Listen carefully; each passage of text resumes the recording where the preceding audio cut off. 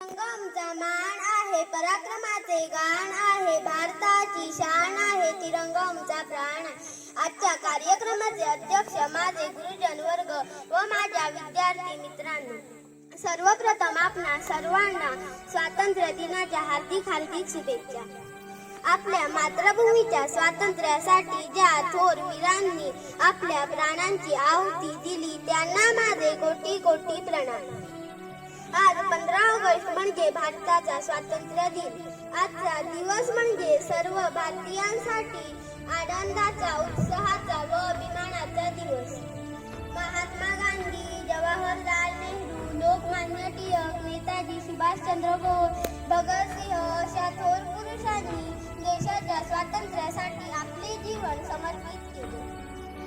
15 August 1947 रोजी आपल्या देशाला ब्रिटिशांपासून स्वातंत्र्य मिळाले.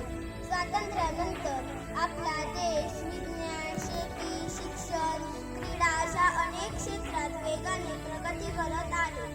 पण भारतात दहशतवाद, गरिबी, असमानता, भ्रष्टाचार अशा समस्या सुद्धा आहेत. आपण सर्वांनी मिळून या समस्यांवर मात केले पाहिजे. चला आपण आज प्रतिज्ञा घेऊया व आपल्या देशाला जगातील सर्वोत्तम देश बनवू. स्वातंत्र्यवीरांना करू शत शत प्रणाम.